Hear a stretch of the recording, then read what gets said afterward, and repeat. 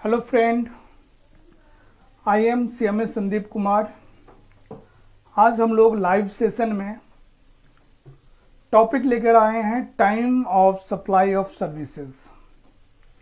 Last session में हम लोगों ने देखा time of supply of goods, section 12 था लास्ट में। आज जो है सेक्शन 13 है। सेक्शन 13 में हम लोग देखने जा रहे हैं time of supply of services.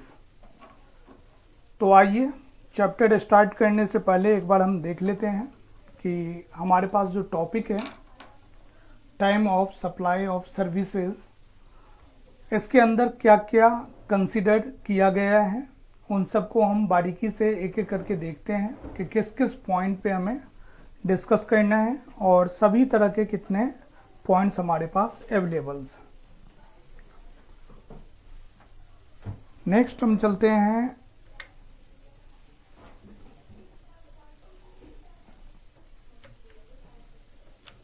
Topic के ऊपर, और टॉपिक में ओवरऑल कॉन्सेप्ट यही है। सेक्शन 13 ऑफ CGST एक्ट 1 जो है वो चार्जिंग सेक्शन है। सब सेक्शन 2 है, 3 है, 4 है, 5 है, 6 है। केवल 6 सेक्शन है। Section 13 sub section 2 forward charge normal cases का है। Section 13 sub section 3 reverse charge के बारे में है। सेक्शन 13 सब सेक्शन 4 वॉचर के बारे में है। सेक्शन 13 सब सेक्शन 5 जो 2, 3, 4 के अंदर कवर नहीं होता उनके लिए, और सेक्शन 13 सब सेक्शन 6 जो एडिशनल चार्ज करते हैं, पेमेंट लेते हैं, उनके बारे में। तो आइए एक एक सेक्शन को हम लोग बारीकी से देखते हैं। सबसे पहले नॉर्मल केस के बारे में बात करते हैं। नॉर्मल केस के अंदर 3 कैटेगरी कर दिया गया है। एक तो जहां इनवॉइस इशू किया जाता है एज पर सेक्शन 31। सेकेंड, जहां इनवॉइस इशू नहीं किया जाता है सेक्शन 31 के अकॉर्डिंग, टैक्स इनवॉइस।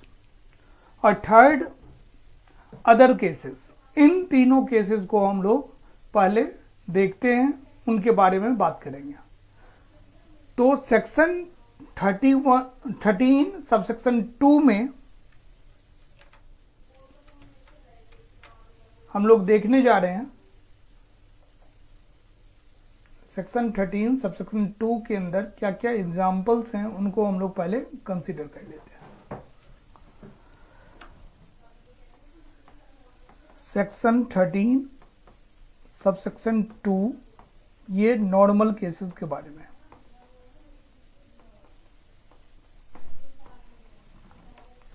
और लास्ट क्लास में हमने आपको बताया था forward charge and reverse charge.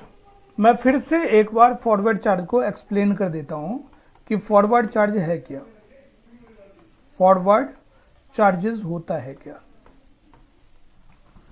मान लो एक पर्सन है मिस्टर ए और एक पर्सन है mister B. Mister A invoice raise करेगा 1 लाख रुपीज का बी के ऊपर, और इसके अंदर 18% इन्होंने GST लगाया, IGST। ये 1 लाख टैक्सेबल वैल्यू है। इनवॉइस वैल्यू 1,18,000 होगा।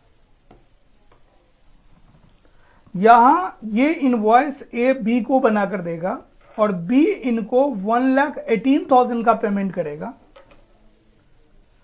और ए की लायबिलिटी बनती है कि गवर्नमेंट को 18,000 रुपीज जो कि बी से कलेक्ट किया है उनको जमा करे गवर्नमेंट को। ये लायबिलिटी किसकी बनती है? ए की बनती है। कलेक्शन कौन कर रहा है? ए कर रहा है। तो ये एग्जाम्पल जो मिस्टर ए है, ये फॉरवर्ड चार्ज के अंदर में 18,000 का कलेक्शन कर रहे हैं बी से। बी गुड्स को रिसीव करता है, ये रिसिपेंट है, और इस कंडीशन में ए जो है सप्लायर है। तो सप्लायर का लायबिलिटी बनता है कि आप टैक्स को कलेक्ट करेंगे और टैक्स को कलेक्ट करके गवर्नमेंट को पे करेंगे। ये हमारा फॉरवर्ड चार्ज के अंदर होता है। अब सेम एग्जांपल में आ जाते हैं हम, थोड़ा एक बार देख लेते हैं रिवर्स चार्ज को भी कि रिवर्स चार्ज क्या होता है। ये लास्ट सेशन में भी हम लोग देख चुके थे। रिवर्स चार्ज, यहां भी ए सप्लायर है और बी को गुड्स सेल कर रहा है तो बी गुड्स रिसीव करता है। यहां गुड्स का वैल्यू, इनवॉइस वैल्यू 1 लाख रुपए है। इनवॉइस वैल्यू नहीं, टैक्सेबल वैल्यू 1 लाख है। इस पे 18% टैक्स है, लेकिन रिवर्स चार्ज के अंदर गवर्नमेंट का यह कहना है कि टैक्स की लायबिलिटी सप्लायर की नहीं होगी, टैक्स की लायबिलिटी पे करने की लायबिलिटी बी की होगी, रिसिपेंट की होगी। ये गुड्स के वैल्यू इन्होंने इनको सेल किया, ए ने सेल किया बी को, बी पेमेंट करेंगे 1 लाख रुपए ए को, और इनके ऊपर जो 18% जीएसटी है 18,000 का, इनका पेमेंट बी नहीं करके बी डायरेक्टली गवर्नमेंट को पे करेंगे। ये फॉरवर्ड चार्ज के लिए नहीं करके रिवर्स चार्ज के लिए करेंगे। तो आपने एक जगह देखा कि ए की लायबिलिटी बनती है कि बी से पैसे कलेक्ट करो जीएसटी का और गवर्नमेंट को पे करो। सेकेंड केस में हमने देखा कि बी की लायबिलिटी बनती है कि केवल आप टैक्सेबल वैल्यू का जो अमाउंट है 1 लाख का वही पे करो, 18,000 का पे आप बी खुद गवर्नमेंट को ले जाके करेंगे। जहां बी रिसिपेंट पेमेंट करने की लायबिलिटी बनेगी वो उनको रिवर्स चार्ज के अंदर रखा गया है। अब हम लोग बात करते हैं कि जो सेक्शन हमारा 13 है, इसमें मेजर 2 सेक्शन है, एक 13 सबसेक्शन 2 फॉरवर्ड चार्ज को लेकर और एक सेक्शन रिवर्स चार्ज को लेकर है, सेक्शन 13 सबसेक्शन 3।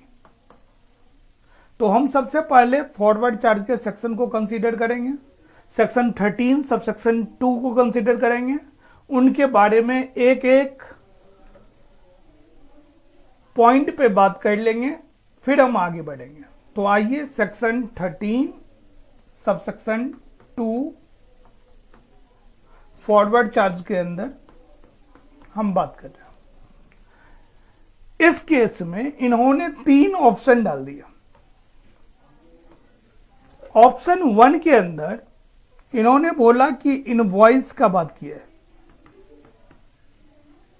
और एक जगह इनवॉइस इशू किया जाता है, tax invoice under section 31 of CGST act, और एक जगह इनवॉइस इशू नहीं किया जाता है सेक्शन 31 के according.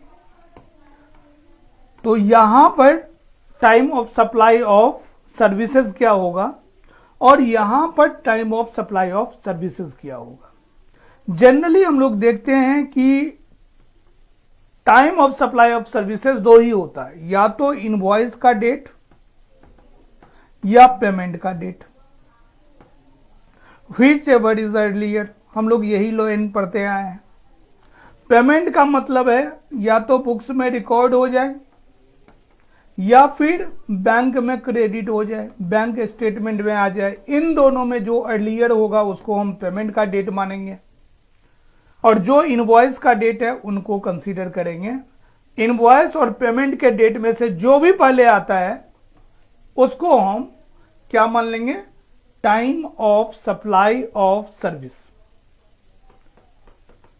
Time of supply of service, यहां तक कंप्लीट है। तो ये उसी कंडीशन मानेंगे जहां पर इनवॉइस सेक्शन 31 के अकॉर्डिंग दिया जाता है। जहां इनवॉइस सेक्शन 31 के अकॉर्डिंग नहीं दिया जाता है तो वहां इनवॉइस तो होगा ही नहीं, पेमेंट वही होगा जो यहां डिस्कस किए। तो इनवॉइस के जगह इन्होंने एक वर्ड यूज किया कि जिस डेट को सप्लाई होगा उस डेट को ले लेंगे और पेमेंट का डेट ले लेंगे। इन दोनों में जो पहले होगा, अर्लियर होगा, उसको हम कंसीडर करेंगे time of supply of service. तीसरा केस है other cases. Other cases, other cases में हम देखेंगे कि जो यहां और यहां नहीं है वो कहां है, अदर में है। तो आइए पहले पीपीटी में हम देख लेते हैं। ये पार्ट है जहां इनवॉइस के अकॉर्डिंग होगा, the date of issue of invoice by the supplier and date of receipt of payment, चाहे बुक्स के अंदर एंट्री हो या फिर क्रेडिट हो बैंक अकाउंट में, दोनों में डिफरेंस समझते हैं। बुक्स में एंट्री और क्रेडिट बैंक अकाउंट में। मान लो आज आपने सेल किया, कोई आके कैश में पैसा दे दिया, तो हमने क्या किया, बुक्स में एंट्री कर लिया लेकिन वो बैंक में नहीं जाएगा, या उसी कैश को हम 5 दिन के बाद बैंक में डालते हैं, तो क्रेडिट बैंक में 5 दिन के बाद का होगा, लेकिन कैश में एंट्री ऑलरेडी बुक्स मेंटेन आज कर चुके हैं कि मिस्टर एक्स से पैसा मिल चुका है। या फिर दूसरा एग्जांपल, मिस्टर वाई आपको चेक दे देता है 1 लाख का कि आप आज डाल दो बैंक में। हमने बुक्स में रिकॉर्ड आज कर लिया चेक के बेसिस पे, लेकिन हमें भी पता है कि चेक की वैलिडिटी 3 महीने की है।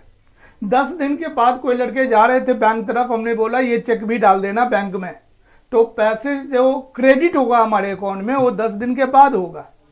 तो आज का डेट लें या 10 दिन के बाद का डेट लें, तो व्हिच एवर इज अर्लियर, आपने बुक्स में रिकॉर्ड आज किया है तो आज का डेट लेंगे।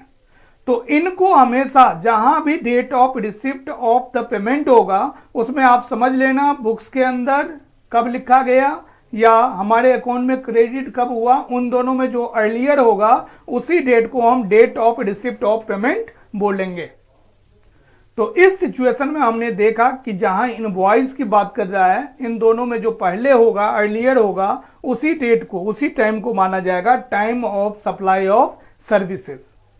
और जहां सेकेंड कंडीशन बताया कि जहां invoice not issued as per section 31, उस कंडीशन में date of provision of the services जब सप्लाई माना गया, and date of receipt of the payment जो पहले वाला पॉइंट था, व्हिच एवर इज अर्लियर। और जो दोनों कंडीशन में नहीं आया उसके लिए date of entry of services in the books of recipient. इसमें रेसिपेंट का बहुत बड़ा रोल है, हमेशा रेसिपेंट के बुक में देखा जाएगा कि कब एंट्री किया गया, उसी डेट को कंसीडर किया जाएगा कि हमारा time of supply of services है। गुड्स के तरह एक लाइन लिखा हुआ है, if excess receive up to ₹1000 time of the supply at the option of the supplier, वो सप्लायर के ऊपर डिपेंड करता है कि उसको कब वो कंसीडर करे कि यह हमारा टाइम ऑफ सप्लाई है। तो ये फॉरवर्ड केस के एग्जाम्पल थे, लेकिन फॉरवर्ड केस के एग्जाम्पल के साथ साथ हमें देखने को मिलता है, क्या देखने को मिलता है कि यहां बात किया गया है as per 31 invoice issued as per section 31 में टैक्स इनवॉइस है सीजीएसटी एक्ट के अंदर। तो हम लोग बारीकी से देखेंगे कि आखिर टैक्स इनवॉइस सेक्शन 31 के अंदर क्या क्या लिखा गया है। हम लोग बारीकी से लास्ट क्लास में भी देखे थे जब time of supply of goods था, सेक्शन 12 पढ़ रहे थे। अब हम लोग सेक्शन 13 पढ़ रहे हैं सर्विसेज के बारे में, तो हम देखेंगे टैक्स इनवॉइस में क्या क्या सर्विसेज के लिए प्रोविजन बना हुआ है, उनको हम लोग कंसीडर करेंगे। तो आइए समझते हैं section 31 tax invoice in case of services.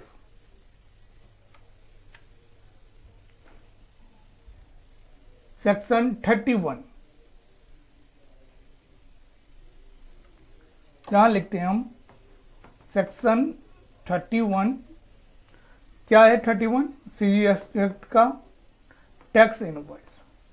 और टैक्स इनवॉइस में भी हम केबल और केबल सर्विसेज के बारे में पढ़ रहे हैं, तो हम केबल और केबल सर्विसेज के बारे में ही बात करेंगे। तो आइए देखते हैं सर्विसेज के लिए कौन कौन सा सेक्शन बना हुआ है सेक्शन 31 में। जो इंटरमीडिएट के स्टूडेंट हैं, जो कंपनी में जॉब करते हैं, इन लोगों को सेक्शन याद करने की जरूरत नहीं है, लेकिन जो फाइनल लेवल के लोग हैं, जो प्रोफेशनल्स हैं, उनको कंटेंट कहां से आया ये पता होना चाहिए। तो आप जितना ही कोट करेंगे सेक्शन को, गलत सेक्शन कोट नहीं करेंगे, उतना बारीकी से समझ पाएंगे कंटेंट को। तो आइए हम लोग देखते हैं section 31 subsection 2 of CGST act. फिर हम लोग देखेंगे section 31 subsection 5 of CGST act. फिर देखेंगे section 31 subsection 6 of CGST act. ये 3 सेक्शन है और तीनों अलग अलग सप्लाई के बारे में बात करते हैं और हर का अलग अलग प्रोविजन है कि कब ये लोग इनवॉइस इशू करेंगे। फर्स्ट केस हम लोग देखते हैं कि taxable supply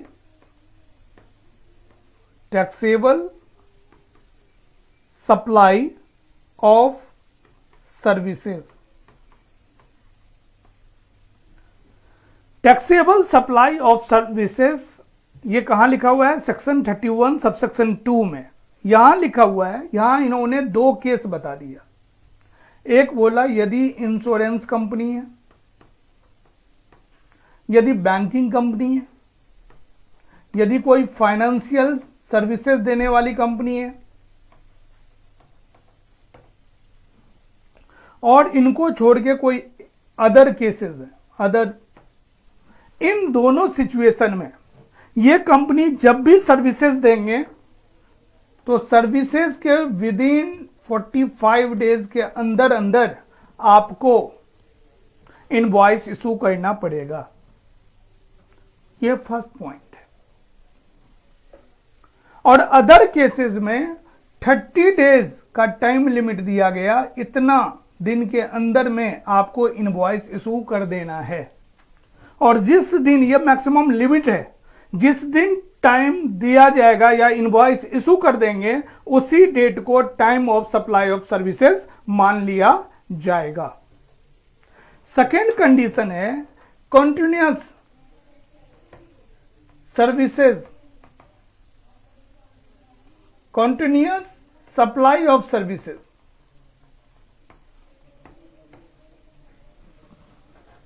continuous supply of services का मतलब हुआ कि आपके कंपनी में लगातार बिलिंग हो रहा है। कैसे हो सकता है? जैसे टेलीफोन बिल है, हर महीने का ड्यू डेट आपको पता है कि इस डेट को ड्यू डेट है। या फिर आप लगा लीजिए आपकी बड़ी कंपनी है और आप टीवी ऐड में जाते हैं तो आपको पता है कि हर महीने में हमारा ड्यू डेट ये है, इस डेट को हमें टीवी एडवर्टीजमेंट के लिए पैसे देने ही देने हैं। एक ड्यू डेट फिक्स होता है। इंटरनेट चार्जेस हैं, या फिर आपकी आईटी कंपनी है तो बहुत सारे सर्विस प्रोवाइडर जो हैं वो आपको नेटवर्किंग का काम ले लेते हैं। हर 15 दिन के बाद वेरिफिकेशन करने आएंगे सब कुछ सही चल रहा है या नहीं चल रहा है। तो इस तरह का जहां continuous services, supply of services का चेन सीरीज होगा जो कि सेक्शन 31 सबसेक्शन 5 में दिया हुआ है, तो उस कंडीशन में हम कब इनवॉइस इशू करेंगे उनके बारे में बात करते हैं। तो सबसे फर्स्ट पॉइंट वही ड्यू डेट पे आता है। सेकेंड पॉइंट भी आपको ड्यू डेट पे देखने को मिलेगा। और थर्ड पॉइंट बात करता है कि जब कॉन्ट्रैक्ट का टाइम पीरियड दिया रहेगा, मान लो 3 ईयर का कॉन्ट्रैक्ट। ये 3 अलग अलग केसेस। अब ये तीनों अलग अलग केसेस में जो कंटिन्यूअस सर्विसेज दे रहे हैं कि किस डेट को टाइम ऑफ सप्लाई माना जाएगा सर्विस का, उनको कंसीडर करते हैं। पहले वाले डेट में जहां ड्यू डेट को एसर्टेन कर लिया जाता है, अर्सेंटेबल है, और जहां एसर्टेन नहीं कर सकते हैं, और थर्ड में कंटिन्यूअस सर्विसेज है, तो जहां सर्टेन किया जा सकता है उस कंडीशन में invoice to be issued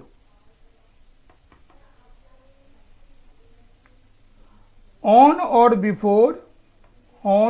before due date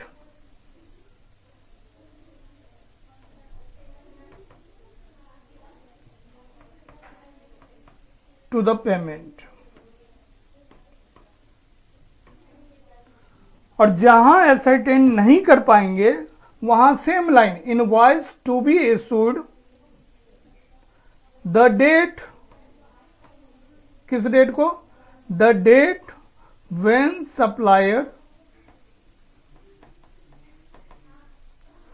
supplier received payment. दोनों में डिफरेंस है।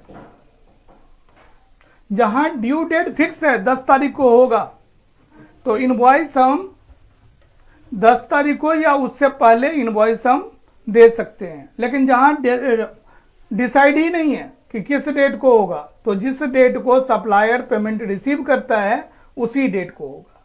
थर्ड कॉन्सेप्ट है कॉन्ट्रैक्ट बेसिस पे। मान लो 3 साल का कॉन्ट्रैक्ट है, कंटिन्यूअस कंप्लीशन ऑफ कॉन्ट्रैक्ट, तो आपको पता है कि जो कंप्लीशन ऑफ कॉन्ट्रैक्ट है वो 10% होगा, तब हम कुछ पेमेंट करेंगे। मान लो 5% पेमेंट की बात किया गया, 3 साल का है। जब आपका 25% कॉन्ट्रैक्ट कंप्लीट होगा तो 20% का बात किया गया, हम पेमेंट देंगे। जब आपका 45% किया गया तो उस समय बात किया गया कि हम 40% आपको पेमेंट देंगे। जब आपका 70% किया गया, कंप्लीट हो गया प्रोजेक्ट, तो आपसे बात किया गया था हम 65% का पेमेंट दे देंगे। जब आपका 100% हुआ तो उस टाइम में वो कुछ दिन के बाद 95% या 100% पेमेंट देने की बात कही गई।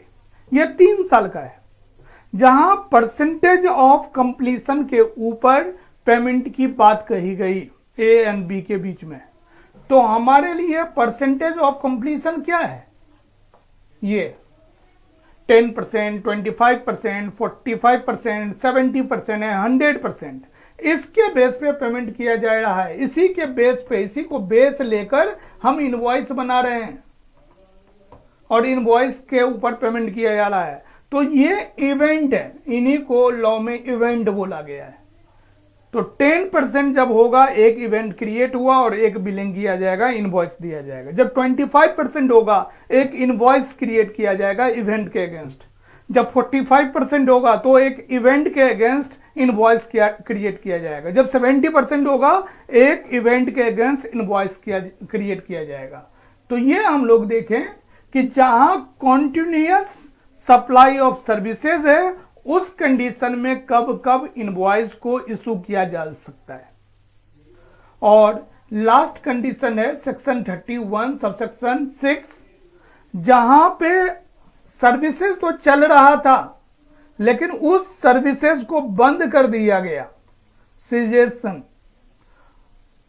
Of supply of services. जहां ये कॉन्सेप्ट है, मतलब क्या बना कि हमें एक काम मिला कि रेगुलर ऑडिट करना है जी। मैं कंटिन्यू 15 दिन 20 दिन 1 महीना के पास जा रहा था और ऑडिट करके आ रहा था। अचानक से कंपनी वाले हमें मना कर दिए कि जो हमारे कॉन्ट्रैक्ट में लिखा गया है उसके अकॉर्डिंग आप हमें सर्विसेज नहीं दे पा रहे हैं, आप काम को बंद कर दो। तो जिस पॉइंट पे हमारे सर्विसेज को सीज कर दिया जाएगा, बंद कर दिया जाएगा, खत्म कर दिया जाएगा, उसी पॉइंट पे हमें इनवॉइस बनाने का टाइम है। मतलब invoice to be issued on कौन सा पॉइंट, सीजेशन पॉइंट, जहां टाइम ऑफ सप्लाई कब होगा, जब सीजेशन का सिचुएशन क्रिएट होगा। तो टाइम ऑफ सप्लाई सर्विसेज के अंदर जो इनवॉइस बनाने का टाइम फ्रेम रखा गया है वो बारीकी से सेक्शन 1 में दिया गया है। ऐसे ही हम लोग पहले भी देख चुके हैं कि सेक्शन 1 में टैक्स इनवॉइस में गुड्स के लिए अलग अलग सेक्शन थे और वहां बताया गया गुड्स के लिए कि इस पॉइंट पे हमें इनवॉइस इशू करना पड़ेगा। तो ये जो टॉपिक हम देख रहे थे ये टैक्स इनवॉइस के लिए देख रहे थे और देख रहे थे हमें कब इनवॉइस बनाना पड़ सकता है। तो ये कॉन्सेप्ट था फॉरवर्ड चार्ज के अंदर।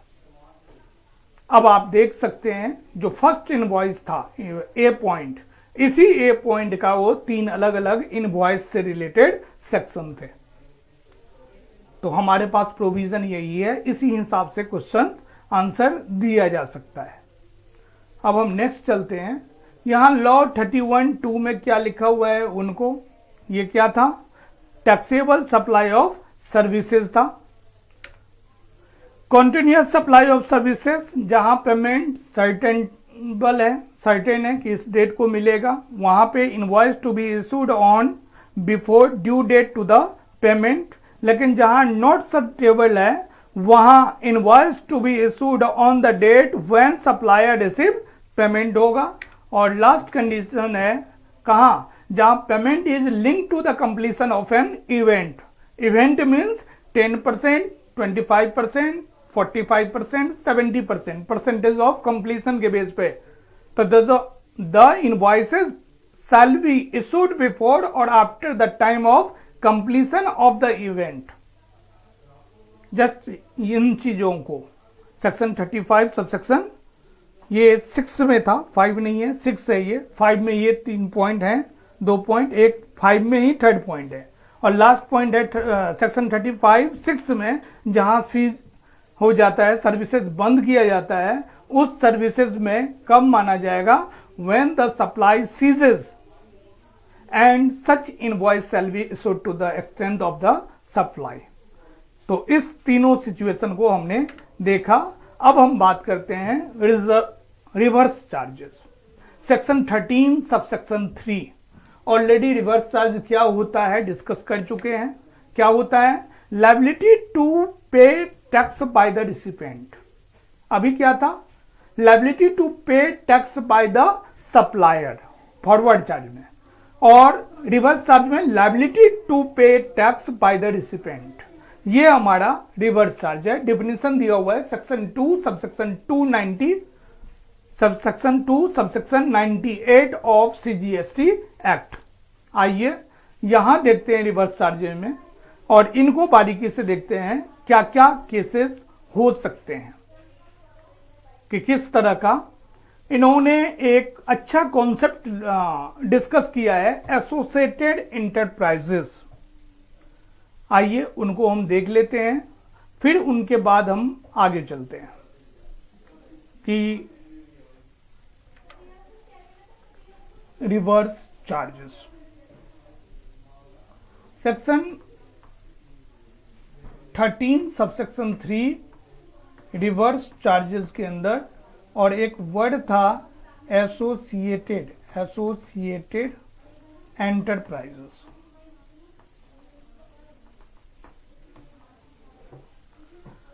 Associated enterprises outside India.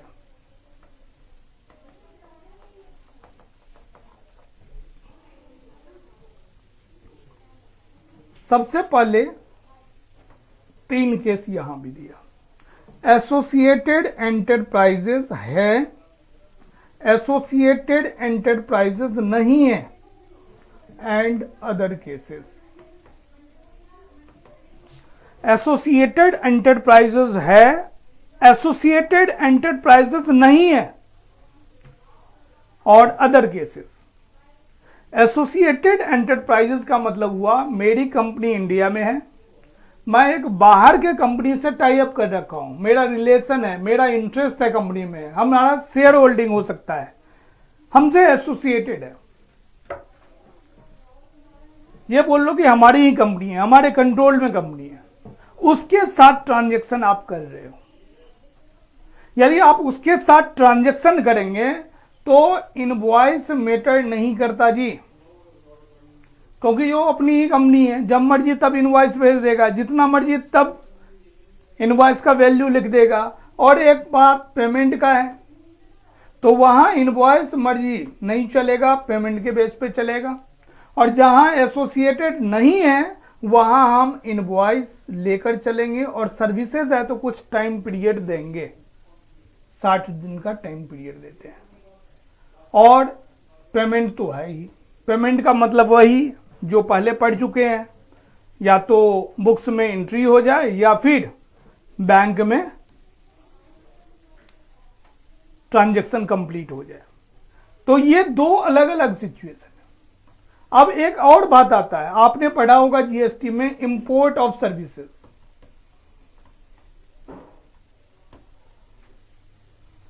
यह भी यहां कवर हो जाता है। उस कंडीशन में भी हम लोग क्या देखेंगे, ये फर्स्ट वाला एसोसिएट एंटरप्राइजेज वाला कॉन्सेप्ट को देखेंगे, इनवॉइस को नहीं देखेंगे। पेमेंट दोनों जगह कॉमन है। ये 60 दिन का टाइम वहां होता है जहां इनवॉइस जो एसोसिएटेड नहीं है और जहां इनवॉइस प्लस 60 डेज होता है। और थर्ड केस सिमिलर है, जैसे गुड्स में था वहां भी है, वो रिपीट होता गया है। तो आइए देखते हैं लाइन क्या लिखा हुआ है, उसको समझते हैं पहले। Case 1, in case of associated enterprises, दोनों में से जो अर्लियर होगा, time of supply shall be date of entry in the books of and recipient date of the payment. वही डेट ऑफ पेमेंट की बात कर रहा है। यहां पे रिसिपेंट जो होगा वो ऊपर होगा और डेट ऑफ पेमेंट जो होगा वो सेकंड पॉइंट होगा। मतलब फुल फ्लेज लाइन देखेंगे, time of supply shall be date of entry in the books of account of recipient, ये एक पॉइंट। और second point date of payment whichever is earlier, उस कंडीशन में उस date को हम क्या करेंगे, इनवॉइस हमें इशू करना पड़ेगा, इनवॉइस टू बी इशूड। कब, earlier of the following, first में बुक्स के अकाउंट के अंदर एंट्री हो जाना चाहिए रिसिपेंट के बुक में, और दूसरा पेमेंट का डिक्लेयर हो जाना चाहिए। यहां पेमेंट डेबिट होगा या क्रेडिट, यहां पेमेंट क्रेडिट होगा या डेबिट, क्या होगा, पेमेंट अकाउंट के अंदर में डेबिट या क्रेडिट। यहां पेमेंट हमेशा क्रेडिट होता था, पैसा आ जाता था तो उस डेट को लेते थे, यहां पैसा देना पड़ रहा है तो डेबिट। अब सेकेंड क्वेश्चन है, in case of not associated enterprises. अब एसोसिएटेड इंटरप्राइजेस नहीं है तो हमें इनवॉइस को देखना पड़ेगा। Date immediate the following 30 days of invoice, मतलब मैक्सिमम इनवॉइस के डेट से 30 डेज, ये 60 डेज, ये 60 डेज का टाइम क्यों पीरियड दिया गया है, ये इसलिए 60 डेज का दिया हुआ है क्योंकि कुछ सेटिस्फेक्शन के लिए टाइम होना चाहिए। हमने सर्विसेज आज लिया है, हो सकता है 10 दिन बाद सेटिस्फाई नहीं हो, मना कर दें, तो इस तरह से गुड्स में नहीं था, इस तरह से केवल सर्विसेज में है। तो date on which payment is made and date immediately following 60 days of invoices whichever is earlier in case of not associated enterprises. In any other case, when not returnable as the above, the time of supply shall be the date of entry in the books of the recipient. जहां recipient के books में entry हो जाएगा उसी date को मान लिया जाएगा कि ये time of supply of services है अंडर रिवर्स चार्ज। अब आइए रिवर्स चार्ज का डिफिनेशन हम पहले भी दे चुके थे। पहले हमने देखा था कि रिवर्स चार्ज में कौन कौन से गुड्स आते हैं। ये गुड्स का सेक्शन नहीं है, सर्विसेज का सेक्शन है। तो हम एग्जांपल देखेंगे कि कौन कौन से सर्विसेज रिवर्स चार्ज के अंदर कवर होते हैं, और यहां टैक्स लायबिलिटी सप्लायर का नहीं होके रेसिपिएंट का होता है। तो इसमें हमने 3 कॉलम ले रखा है एग्जाम्पल के लिए। एक तो हम डिस्क्रिप्शन ऑफ सर्विसेज दे रहे हैं, supplier of services and recipient of services. तो रिसिपेंट ऑफ सर्विसेज को ही टैक्स लायबिलिटी पे करना होता है रिवर्स चार्ज में। तो नॉन टैक्सेबल टेरिटरी क्या होगा। Second example, goods transport agency GTA का केस होगा जहां रिवर्स चार्ज एप्लीकेबल है। फिर एडवोकेट का सर्विसेज है, फिर ट्रिब्यूनल वाले हैं, स्पॉन्सरशिप सर्विसेज है, गवर्नमेंट एंड लोकल अथॉरिटी किसी तरह का सर्विसेज प्रोवाइड करते हैं कुछ सर्विसेज को छोड़कर, और डायरेक्टर ऑफ ए कंपनी है, इंश्योरेंस एजेंट है, रिकवरी एजेंट है, ये सब रिवर्स चार्ज के अंदर सर्विसेज प्रोवाइड कर रहे हैं और कवर होते हैं। इसी तरह से transportation of the goods vehicle and the use of enjoyment या कॉपीराइट, मतलब फिल्म मूवी वगैरह बना रहे हैं तो यहां भी जो टैक्स की लायबिलिटी बनता है वो बनाने वाले फोटोग्राफर के ऊपर नहीं बनता, आर्टिस्ट के ऊपर नहीं बनता, जो पब्लिशर है, म्यूजिक कंपनी है, प्रोड्यूसर है, उनको लायबिलिटी क्रिएट होता है कि आप जीएसटी का पेमेंट करेंगे। ऐसे ही रेडियो, टैक्सी और passenger transport services provided through electronic commerce operator, यहां भी आपको रिवर्स चार्ज देखने को मिलेगा। तो ये कुछ लिस्ट है। यहाँ रिवर्स चार्ज के बारे में हम डीपली नहीं जा रहे हैं। जब हम रिवर्स चार्ज के बारे में डीपली पढ़ाएंगे कि क्या होते हैं और किस तरह से सर्विसेज करते हैं, तो हर का डीपली में जाएंगे। यहाँ हम बस ये शो करने का ट्राई कर रहे हैं आपको कि यदि रिवर्स चार्ज गुड्स के बारे में दिया हुआ है सेक्शन 12 में प्रोविजन, सेक्शन 12 सब सेक्शन 2 में 3 में, ऐसे ही सेक्शन 13 सब सेक्शन 3 में रिवर्स चार्ज के बारे में दिया हुआ है। उनको हम देख लेंगे कुछ एग्जाम्पल को और देख लेंगे कि लायबिलिटी किसका बनता है पे करने का। अब हम section 13 sub section 2 forward charge complete कर चुके हैं। अब हम section 13 sub section 3 reverse charge complete कर चुके हैं। अब हम आते हैं सेक्शन 13 सब सेक्शन 4 के ऊपर, जो कि वॉचर के बारे में बात करता है। और ये वॉचर सेम वही है जो गुड्स में था, मतलब जो सेक्शन 12 में था वही कंटेंट सेक्शन 13 में भी है। एग्जाम्पल देते हैं। मान लो कोई होटल बुकिंग वाली एजेंसी है, वो एजेंसी आपको कूपन देती है कि ये लो कूपन और आप इसका यूज कर लेना, वॉचर देती है। तो वॉचर दो तरह का हो सकता है। एक तो पर्टिकुलर किसी होटल का वॉचर दे दे कि आप जाना इस होटल में, ये वोचर उसी होटल का है और वहां यूज कर लेना। या दूसरा वो अपने कंपनी का वोचर देगा, बोलेगा आप इस लिस्ट ऑफ कंपनी में, लिस्ट ऑफ होटल में कहीं भी कूपन लगाएंगे तो आपको सर्टेन % डिस्काउंट मिल जाएगा और आप वोचर का रिडम्पशन कर सकते हैं। तो जहां होटल आइडेंटिफाई होगा कि ये पर्टिकुलर इसी होटल का है, वहां हम date of issue of voucher को हम time of supply of services मानेंगे। लेकिन जहां होटल का नेम मेंशन नहीं है, वहां जब उस कूपन को रिडीम किया जाएगा तो date of redemption of voucher को हम time of supply of services मानेंगे। अब आ गए हम forward charge complete, reverse charge complete, voucher complete, और जो इन तीनों के अंदर नहीं है उनके लिए सेक्शन है section 13 subsection 5 in other cases. In other cases में यह देखना है यदि कोई भी पर्सन जब टैक्स रिटर्न फाइल कर देता है तो उस डेट ऑफ फाइलिंग रिटर्न, जिस डेट को रिटर्न उन्होंने फाइल किया है उस डेट को हम टाइम ऑफ सप्लाई मानेंगे, और नहीं बाकी और केसेस में जिस डेट को उस बंदे ने टैक्स का पेमेंट किया है उस डेट को हम रिटर्न मानेंगे। आइए इसमें एग्जांपल लेते हैं एक अच्छा सा। मान लो एक बंदा है आपके गली का, उसने जीएसटी का रजिस्ट्रेशन नहीं किया, लेकिन जब आप कुछ भी खरीदते हैं अपने बिलिंग पे लिख के देता है कि भाई 1000 रुपये का सामान है और जीएसटी 18% लेकर आफ्टर जीएसटी जो पैसे बनते हैं उसका कलेक्शन करके रख लिया। वो जीएसटी में रजिस्टर्ड है ही नहीं, कोई भी जीएसटी नंबर दे दिया, लोग उतना चेक करते नहीं है, फटाफट पैसे देके चले जाते हैं। तो एक फ्रॉड का केस आ गया। तो इस फ्रॉड वाले केस में इस केस के अंदर कवर हो जाएगा। यदि वो सर्विसेज किसी तरह का दे रहा है और फ्रॉड कर रहा है आपके साथ, 1000 रुपये का सर्विसेज दिया और आपको 1000 रुपये पे 18% 180 रुपये का आपका कलेक्शन कर लिया जीएसटी के नाम पे, तो कोई ना कोई बंदे कंप्लेन करेंगे, डिपार्टमेंट की रेड पड़ेगी, पकड़े जाते हैं, उनके ऊपर टैक्स लायबिलिटी क्रिएट किया जाएगा और टैक्स का पेमेंट करवाया जाएगा।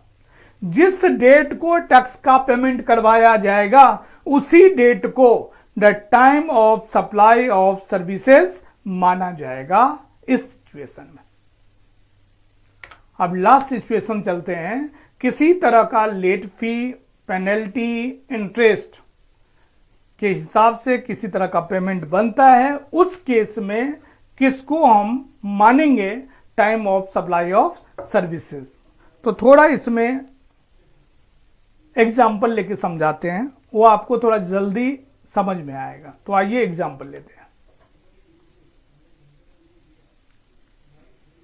सेक्शन 13 सबसेक्शन 5 6 सेक्शन 13 सबसेक्शन 6 ए, यहां बी। ए ने 1 लाख का सेल किया बी को और डेट क्या था 1 जुलाई 2022 और बोला आप 25 डेज में आप हमें पेमेंट कर दोगे। और इनवॉइस में लिखा हुआ था कि यदि टाइम से पेमेंट नहीं करते हैं तो 2.5% एक्स्ट्रा एज ए क्या interest late fee penalty, interest late fee या फिर पेनल्टी लिया जाएगा। ये वर्ड का यूज किया गया। बी ने 1 तारीख के बाद 25 दिन का टाइम मिला, 26 तारीख का पेमेंट का डेट था। ये 26 क्या था, डेट ऑफ पेमेंट का टाइम था। उस डेट को बी ने पैसे नहीं दिए ए पे। ए क्या करेगा 27 तारीख को 27 जुलाई को एक डेबिट नोट इशू करेगा। किसके ऊपर, बी के ऊपर। कितने रुपीस का, जो लिखा हुआ था 1 लाख का 25% का। बी के पास डेबिट नोट आया, बी को ये इशू किया है, बी को मिला ये डेबिट नोट 1 अगस्त को।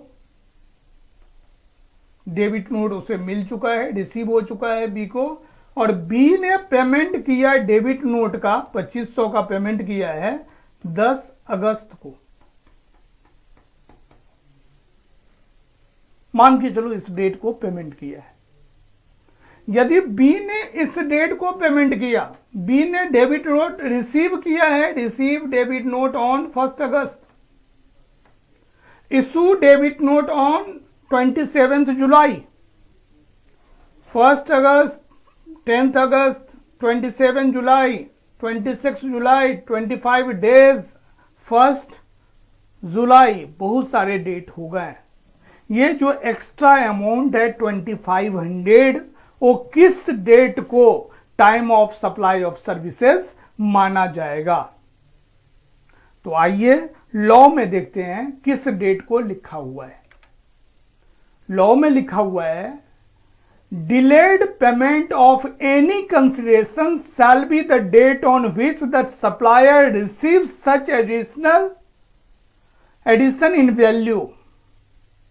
सप्लायर रिसीव की बात कहा है, तो यहां देखो रिसीव किस डेट को किया, 10 अगस्त 2022 की बात का है।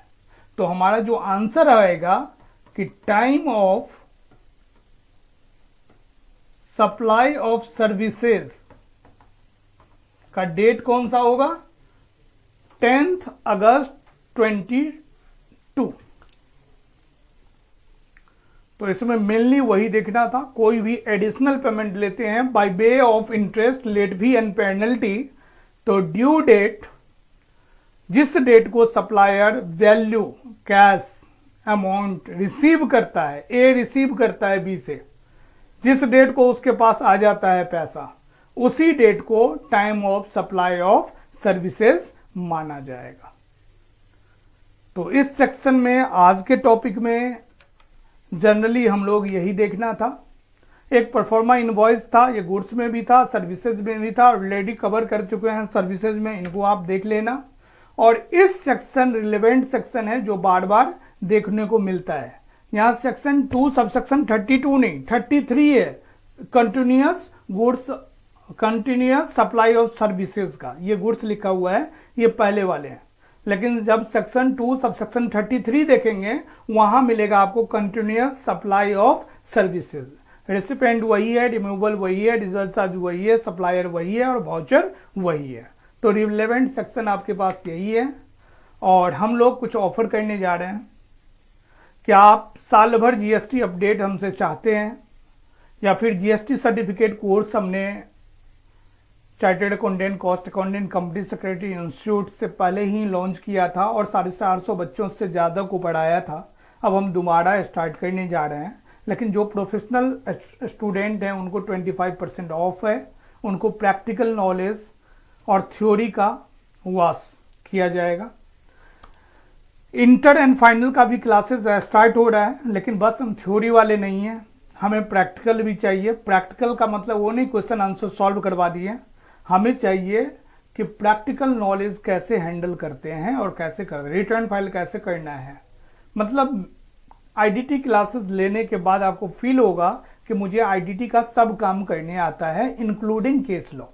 हमारे पास कुछ केसेस भी होते हैं, उस केसेस को कैसे डील करते हैं, डिपार्टमेंट कैसे जाते हैं, वो काम भी हमारे साथ आप कर सकते हैं। और आपको ये पीपीटी चाहिए तो हमारा नंबर दिया हुआ है, उस नंबर पे कॉल नहीं करेंगे, व्हाट्सअप करेंगे और आप पीपीटी जो भी मांगेंगे, जिसका आप वीडियो पब्लिक डोमेन में देख रहे हैं, हर का पीपीटी अवेलेबल है मेरे पास। आप कोई भी पीपीटी मांगेंगे हम आपको free of cost PPT provide कर देंगे। और फेसबुक, ट्विटर एंड इंस्टाग्राम पे सीएमए क्लब इंडिया के नाम से हमारा अकाउंट है। सीएमए क्लब इंडिया ये लिंक है, उस लिंक को फॉलो करेंगे और हम लोग कनेक्ट हो सकते हैं वहाँ पे। जैसा कि पहले भी बताया था कि मंडे, वेंसडे, फ्राइडे हम लाइव आएंगे। आज मैं लेट हूँ क्योंकि टाइम ये बताया गया 4 बजे लाइव होंगे। 4 बजे हम ट्राई कर रहे थे कनेक्ट करने का यूट्यूब और फेसबुक पे, लेकिन संभव नहीं हो पाया किसी टेक्निकल इशू के कारण। तो हम केवल यूट्यूब पे लाइव थे, फेसबुक पे थोड़ा लेट से लाइव हो पाए जब वहाँ का सेशन कंप्लीट हो गया था। तो हम इसी तरह से मंडे, वेंसडे, फ्राइडे में आपके साथ लाइव आकर हम डिस्कस करेंगे, आपसे बात करेंगे कि किस तरह से जीएसटी को और बेटर तरीके से समझा जा सकता है, पढ़ा जा सकता है, उनके ऊपर कौन कौन से टॉपिक हो सकते हैं। तो हमने time of supply of goods करवा दिया, हमने time of supply of services करवा दिया। नेक्स्ट परसों के क्लास में इन दोनों चैप्टर सेक्शन 12 और 13 से रिलेटेड जितने केस स्टडी होंगे, उस केस स्टडी का केवल हम लोग डिटेल देखेंगे कि क्या क्या केस स्टडी है। और place of supply, change in rate of tax and valuation of supply, ये सारे टॉपिक प्रैक्टिकल थ्योरी सब कवर करेंगे। तो आप हमारे यूट्यूब चैनल को सब्सक्राइब कर सकते हैं। बाय चांस कोई वीडियो छूट जाता है आपसे तो हमारे YouTube CMA Sandeep Kumar search करके वहां पे एक जीएसटी अपडेट का फोल्डर बना हुआ है, उस प्लेलिस्ट में जाकर आप देखेंगे तो आपको हर वीडियो अवेलेबल मिल जाएगा। Thank you.